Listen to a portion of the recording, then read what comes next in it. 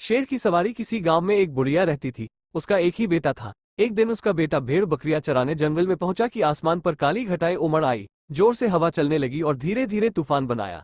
बुढ़िया ने देखा तो चिल्लाकर बेटे को आवाज देती हुई बोली, भारी तूफान चला आ रहा है, भेड़ बकरियों को लेकर जल्दी घर लौटा। झाड़ी में भेड़ बकरियों को ताक में बैठा हुआ बघेला बुढ़िया की आवाज सुनकर सहम गया।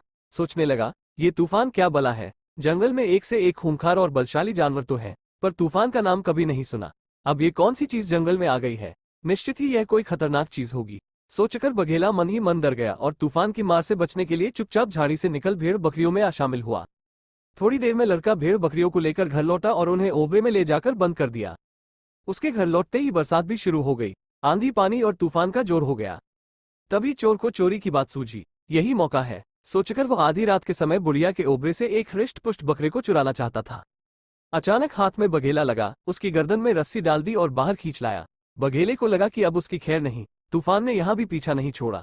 वो भय से कांपता हुआ चुपचाप उसके पीछे चलने लगा। रातों रात वो बघेले को निकालकर दूर ले आया। सुबह के उजाले में जब चोर ने देखा कि बकरे की जगह वो बघेले को बांध लाया है तो मारे डर के उसकी हालत बिगड़ गई। बघेले को वहीं छोड़कर चोर सिर पर पांव रखकर भागा और वहीं पास में एक पेड़ के खोखल में जा छिपा। उसके हाथ से छूटकर बघेला भी जंगल की ओर भागा और भागता ही चला गया। जंगल में उसे बेतहाशा भागते हुए देख भालू ने रोककर पूछा, बघेले सरदार, आज इतनी तेजी से कहाँ दांव लगाने निकले हो। भालू को देखकर बोले कि जान में जान आई।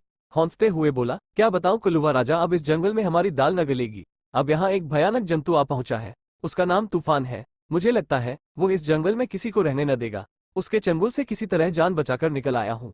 देखो, मेरे गले में उसके हाथ की बंधी हुई रस्सी लटक रही है। वो इतना खतरनाक है कि गले से पकड़कर ही सबको काबू में करता है। बघेले की बात सुनकर भालू अपने दोनों पंजे उठाकर खड़ा हो गया। क्या कहा, हमसे अधिक बलवान इस जंगल में शेर को छोड़कर और कौन हो सकता है। अभी साथ चलकर मुझे दिखा उस दुष्ट को, अपने एक ही पंजे से उसकी सूरत न बिगाड़ दी तो कहना। भालू को साथ लेकर बघेला उस ओर चला जहां तूफान के चंगुल से छूटकर वो भाग निकला था। तूफान की बहुत तलाश की लेकिन उन्हें कहीं कुछ दिखाई नहीं दिया। आखिर भालू थककर उसी पेड़ की जड़ में आ बैठा जिसकी खोखल में चोर छिपा हुआ था। दोनों आमने सामने बैठकर तूफान का इंतजार करने लगे। वो आसपास कहीं नजर आ जाए तो उसको हालत बिगाड़ देंगे। क्रोध में आकर भालू अपने हाथ पैर पटकने लगा। कहाँ है वो पाजी। धीरे धीरे उसकी पूंछ खोखल के अंदर चली गई। जब चोर ने ये देखा कि भालू की पूंछ उसके मुंह के पास आ पहुंची है तो उसने दोनों हाथों से पूंछ को मजबूती से पकड़ लिया और अपनी पूरी ताकत के साथ खींचना शुरू किया। यकाएक भालू समझ नहीं सका कि यह क्या हो रहा है, लेकिन तूफान का ख्याल आते ही वो चिल्ला उठा। उसने भी अपनी पूंछ को छुड़ाने में पूरी शक्ति लगा दी। नतीजा ये हुआ कि भालू की पूंछ निकलकर चोर के हाथों में चली गई। बिना पूंछ उसके हाथों से छूटकर भालू वहां से भाग खड़ा हुआ।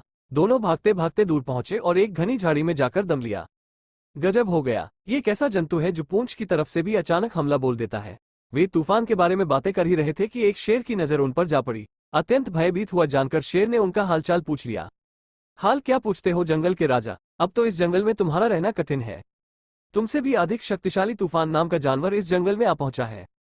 भालू ने बताया कि एक ही झटके में उसने कैसे पूंछ उड़ा दी।